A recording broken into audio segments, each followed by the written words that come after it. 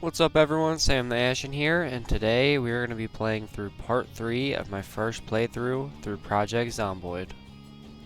So at the time of this recording, we are on our third character, Daryl. Our first character, Nova, had died due to the helicopter bringing all the zombies around. Our second character, Sparrow, had died due to a bite, which I got in the dark, just didn't see it coming. So we're on our third character, Daryl now. So, this video should be a lot more action-packed. I'm getting more and more used to the game, so it should be more and more entertaining.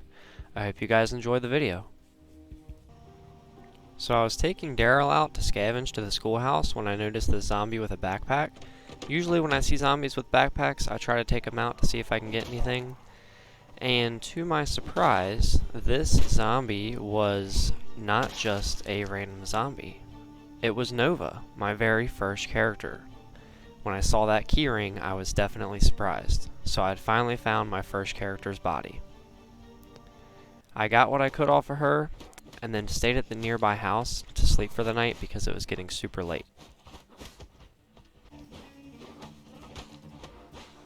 On my way to the schoolhouse, I ran into a couple small hordes that were manageable enough to go ahead and take out on my way, so I went ahead and did to try to keep the city as safe as I could. And there was another medium-sized group of zombies at the schoolhouse, so I parked my car, got out, and went to work with the baseball bat.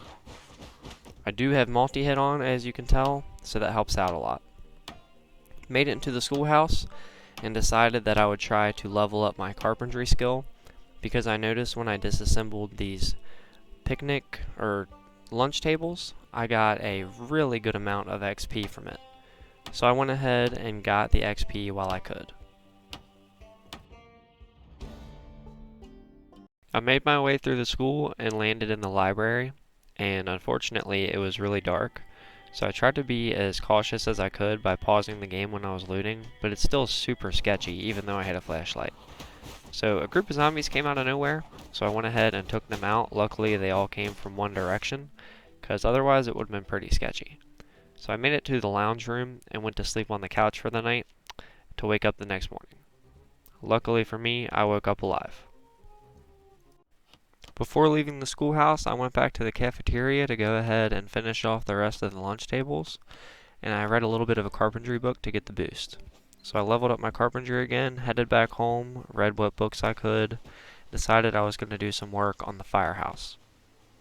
I did my best to keep the area around me safe by clearing out all the zombies. It wasn't too bad since the initial horde was cleared out, and I also lured some away with Sparrow, so it made it a lot easier for Daryl. I decided it was about time to put some rain collectors on the roof, so luckily for me I had a sledgehammer. I knocked out the wall, and then I fell through the floor. So I learned that I had to put a wooden floor down first. So I went ahead and did that. That way, no more broken bones. I also made a few escape routes, just in case anything happened. I haven't knocked out the stairs yet, but I did have about 5 escape routes. I spent the rest of my time working on fortifying the firehouse, closing off every exit or entrance that I could, so that the only exit or entrance I needed on the first floor was through the garages. Happy with what I fortified on the firehouse, I decided to go out through the town and try to loot anything that I might have missed previously, and also cleared out any zombies that I saw along the way to try to make the town a little bit safer. I was using the machete. I already had about 2 or 3 of them back at the firehouse, so I decided it was time to go ahead and use them instead of hoarding them. And it also leveled up my long blade some, and I really like the machete. I have not found a katana yet. I can't wait till I do, but for now, the machete will do the job. The one part of Rosewood that I had not looted yet was the northwestern gated part, so I went to head up there and saw a good amount of zombies, so I turned right around, parked my car, and finished them off. One of the first buildings I went to up there was a bar, and I found a lot of bourbon and wine, so I grabbed every single bottle of bourbon that I could to make Mazel Tovs, and then went upstairs to loot the bedrooms. Got a little jump scare by a zombie, but everything worked alright. And I went ahead and deconstructed some of the beds and doors in the bedrooms to try to level up my carpentry. Then I made my way to the gated community parts and took out any zombies that were there and looted the houses. And almost every one of the houses there was a gun too, so I was able to stock up on some guns and some magazines and a sizable amount of ammo. Headed back to the gas station, finished off the zombies that I could, and was messing around with some mechanics. Topped off my vehicle, took some stuff out of a truck, and put it into another truck that I wanted to keep. The truck was locked, so I had to smash out a window, so I just replaced it with the window from the black truck. I filled up the new truck that I had gotten, and decided that I would try to stockpile a good amount of cars, just in case anything happened to the ones that I had. So, took the truck back. Now I had a work van, a work truck, and a Chevy Dart. I had my eye on a police car that was over at the police station, but it was locked, so I busted out the window, got a good window from another car in the parking lot over, and replaced it. That way I could break the window and hotwire the car. After doing that, I went ahead and did the plumbing in the sinks, and I placed the rain collectors right above the sinks so that they could go down through the sinks and I would have clean water without having to boil it. Obviously, this is something that I looked up. I didn't just know this, so that was a really helpful tip. Then I worked on padding out my clothes to try to get all the skills that I could leveled up, got in my police car, and headed towards Myrledal. On my way, I remembered that there was a trailer at the intersection where a bunch of wrecks were, so I went ahead and got that trailer, disconnected it from that beat up old truck, and connected it to my police car. Now I had a lot more space to loot and grab stuff. That way I didn't have to make so many trips and be so selective with the loot I got. It's still good to be selective with your loot, but now I didn't have to be as careful. And that was my mistake before. This is not Myrledal. This is March Ridge. Have not been here yet. So I went to March Ridge, turned on my sirens, which was really helpful to have on the police car, and tried to lure away the zombies that were there because there was just a ton of them. This was a trick that I would use quite often, as you'll see through the video, because it helped a lot. There was just too many zombies at this point, and I had a clear route out of the city, so I spent about an hour, maybe less, in real life, luring out these zombies and taking them far enough away to where they couldn't easily wander back into the town. After doing this a few more times, I decided that my character was getting really tired, and it was time for a rest. So I did my best to park my car up against the side of this trailer thing so they couldn't break in so easily, and went to bed for the night and woke up alive. There was still a lot of zombies, so I turned on my sirens and went to work and luring them out too. This was probably the biggest horde that I had so far, and there was a lot of zombies in it. So it took me a little bit. It was kind of hard to keep them all gathered up. I felt like a shepherd or something. So I lured them away as far as I could, and then went back to March Ridge. Now, I have a few mods installed, and the main ones are the skill book recovery one. So with Sparrow, I was able to put down her stats in this book that I crafted, and then Daryl could get those skills. He couldn't get any multipliers or anything, but if if Sparrow had level 4 carpentry and transcribed it into the book, Daryl could read it and get the same thing. So, it might be a little bit cheap, but it saved me a lot of time. That one, I have the car mod, Spiffo's used car, I think. So, nothing crazy, no crazy armored military vehicles, but a nice variety of vehicles. I almost did Britta's armor and weapon pack, but it seemed like it would break the game with all the crazy stuff that they added, so I opted out of those. I did not get the Britta's weapon or armor pack. I did get Authentic Z, is what it's called, and it adds a different variety of zombies, which I've noticed and has been really nice. I was kind of worried that the loot on the zombies would be a little too crazy, but it hasn't been. It's been normal loot, just some random clothes, maybe a radio or watch here and there, but it's a nice little variety of zombies. So that spices up the game some, and I've been really happy with it so far. I cleared out the road where I could so that I was able to bring my police car with the trailer through. Luckily the hotwire skill came in handy. Then I found a little parking lot of cars, so I did some work on my mechanic skill by uninstalling and reinstalling some stuff. And then I went towards the apartments in March Ridge, and there was quite a few zombies at March Ridge apartments. So I did what I could to take them out. Now, this next part, I lost about 2 days of footage Fortunately, I didn't get to play very much these 2 days, so you guys aren't missing too much. But there was like one major thing that I got that I was not able to record. I don't know why, but Project Zomboid's tricky on recording with the Xbox Game Bar on the PC. So I had to end up switching to NVIDIA's recording thing. Anyways, you only missed one major thing. I was pretty much going back and forth from March Ridge back to home, bringing stuff back and forth. But I found a big trailer in March Ridge. So it had a huge storage capacity, like 2 to 300. So I was able to bring that back, and I also got a fire truck, not a big fire truck, an emergency vehicle, similar to the police car, but I think a little bit stronger, and it had more storage capacity. So I opted to get that, and I brought the trailer back. And to get that back and forth, I left my old Chevy Dart back in March Ridge. So you missed that part of the recording, but it wasn't too much, just those two things really. So after that, I got my fire truck and went to head out.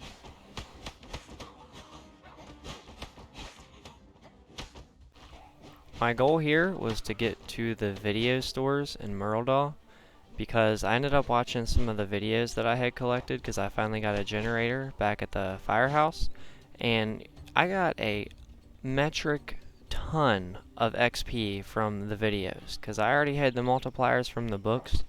So that, along with watching the VHS tapes like woodworking and stuff, or Car Zone, gave me a crazy amount of XP, leveling me up way faster than anything else that I could have possibly done. So I went to the video stores that I could. The only two towns I had right now, besides Rosewood, were Myrtledal and March Ridge. So I got the videos from there and ended up heading back home to watch them. I didn't really find too many aside from what I already had, but it still wasn't a complete loss. I still found a couple that I hadn't had before. In the end though, it was completely worth it. I got a ton of XP from it.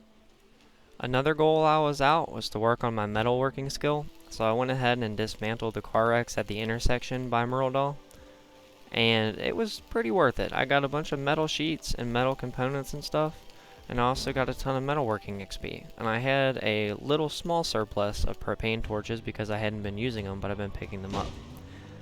Yeah, on my way back, I crashed pretty hard. I didn't realize how fast I was going. I changed a setting to let the game pan when I was driving, so I could see further, but it kind of messes me up some when I drive.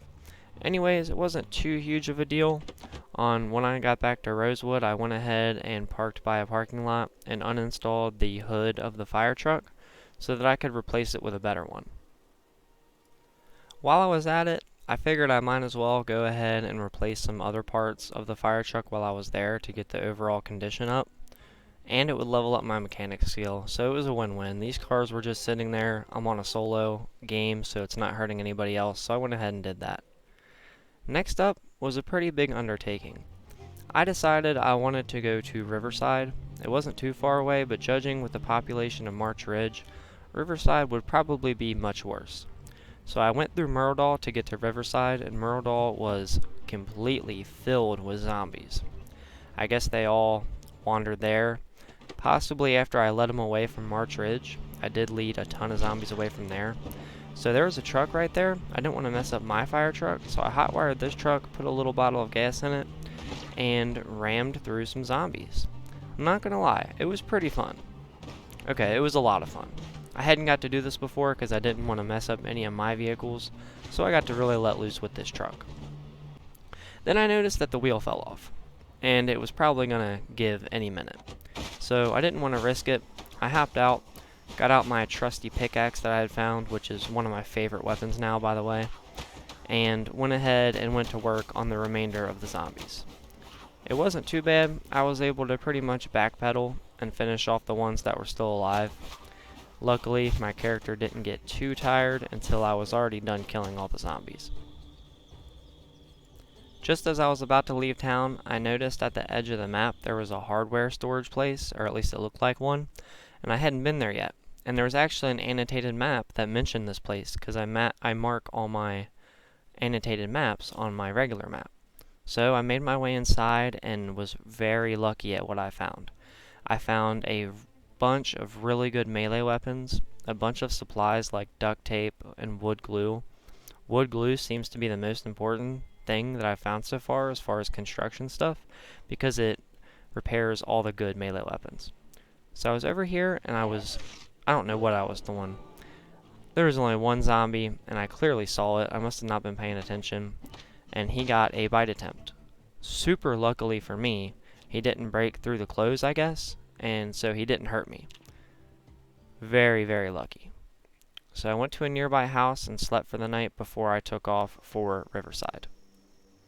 Also, as I was about to leave town for the second time, I noticed there was a bar right there, and I didn't see too many zombies at it, so I went ahead and went inside and got any bourbon or wine that I could find. And then it was time to head out. I had spent enough time in Myrtledal, and I really wanted to get to a new place like Riverside. On my way, there was a lot of wrecks and stuff, and there was one particular wreck that I couldn't easily pass due to the zombies and the wrecks. So I parked my fire truck and got rid of the zombies that were there so that I would be able to pass through the wreck.